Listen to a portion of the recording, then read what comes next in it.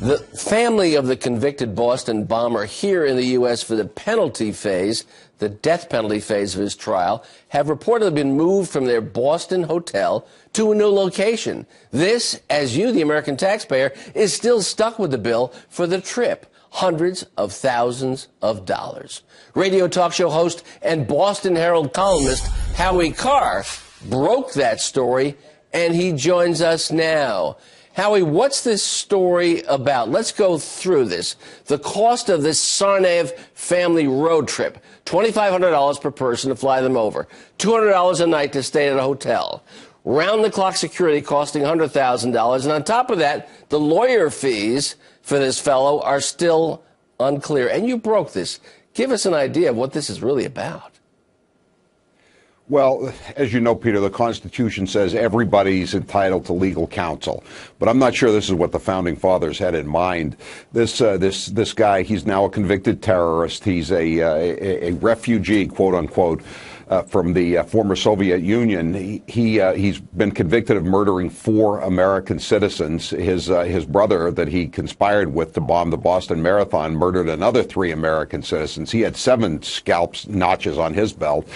And we have spent millions of dollars on Tsarnaev's defense. He's 21 years old. He has a litigation legal team. He has a team of lawyers fighting to the death penalty. He has a jury consultant. He also has a pollster. The pollster conducted opinion samples in 3 different U.S. cities. Wait a second, Howie. He has a pollster? I mean, we have pollsters on the show sometime. So what was the pollster looking at?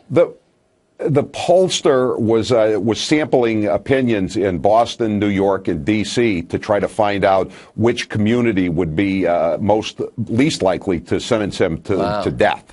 Wow. So they use that as part of an appeal to seek a change of venue. So the judge has said he's not going to release any of the billing documents until after the appeals are exhausted, which means most of us aren't going to live that long because these appeals are going to be going on forever. We know that a gangster 2 years ago, Whitey Bulger, famous gangster in Boston, they released part of his legal bills, and he was up over $3 million.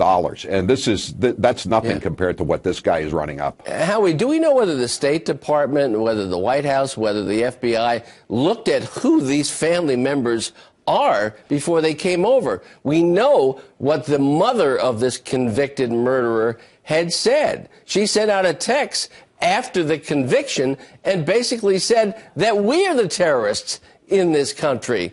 Do we know what's going to happen with these folks? America's the real terrorist, and everyone knows that. My boys are the best. In our last 20 seconds, Howie, have they vetted these people? Well, we know she's not here because there's an outstanding warrant for her arrest. But no, I think one of them is the aunt of one of the brothers who was over there learning to be a terrorist. Well, Howie Carr, thanks for breaking this story, and we love listening to you. And we'll see you soon. Thank you, Peter. Okay.